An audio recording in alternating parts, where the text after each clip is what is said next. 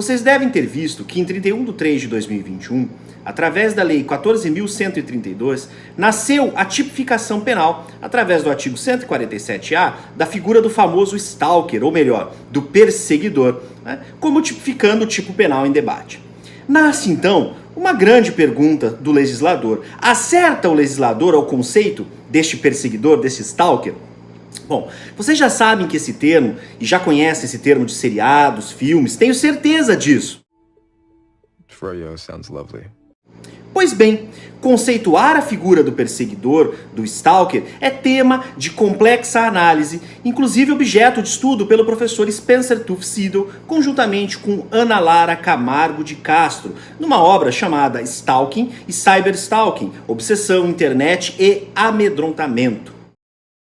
Em referida à obra, os doutrinadores indicam o significado do termo stalking, de onde nasce o termo stalkear, ao indicar que a terminologia pode mencionar, primeiro, uma ação de pavonadas, que é um termo utilizado para o pavão, propriamente disso, onde ele se utiliza dessas pavonadas de estufar o peito para aparecer para sua fêmea, né, com o intuito de cortejo. Esse termo, que nasce do reino animal, não significa apenas que homens possam dar as suas pavonadas em sociedade. Na verdade, o agente se exibe ao cortejar, e pois assim, como o pavão, o stalker precisa ser visto em determinado momento, se mostrar, estar presente. Não lhe basta o movimento de acompanhamento, de monitoramento e de agrado à vítima. Na verdade, ele necessita que esta vítima saiba que ele está por trás daqueles atos.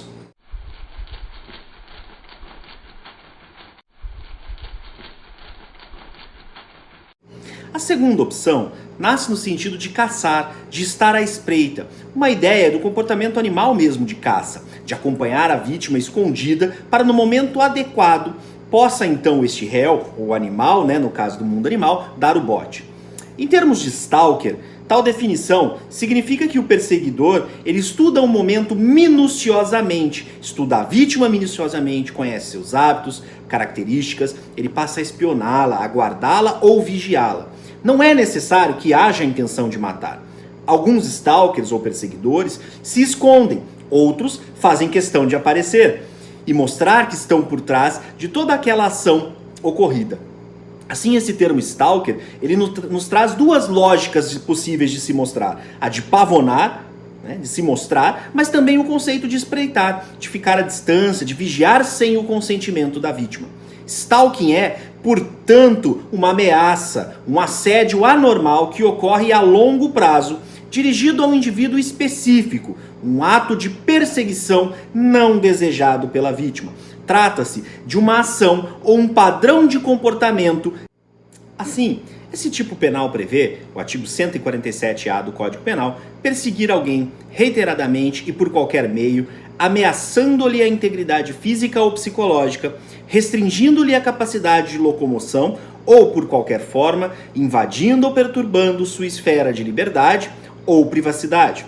Bom, esta punição se dá em torno de uma pena de reclusão de 6 meses a 2 anos e multa. Vejamos no tipo penal as figuras necessárias, a perseguição, né? A perseguição e stalking. E a necessidade de que essa conduta seja reiterada, o que demonstra o padrão de comportamento que era necessário para o nosso conceito, né? Esse padrão de comportamento desejado para a punição. Mas isso apenas não basta. Deve a vítima ter sido ameaçada ou ter ameaçado a sua integridade física ou psicológica. E em psicológica basta o medo de que algo venha a ocorrer com a sua perseguição, que algo ocorra com a perseguição que ela sofre.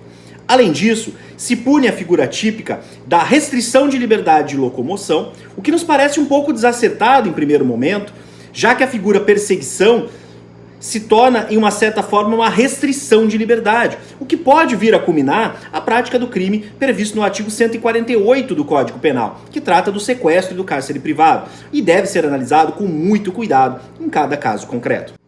Possuímos ainda as formas qualificadas do delito, em especial aquelas previstas nos parágrafos 1º e 2º da norma penal.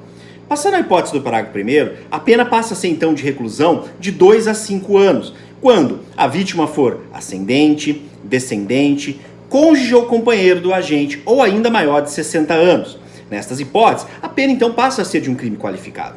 Se o crime for praticado ainda, nos termos do inciso 2º, mediante internação da vítima em casa de saúde ou hospital.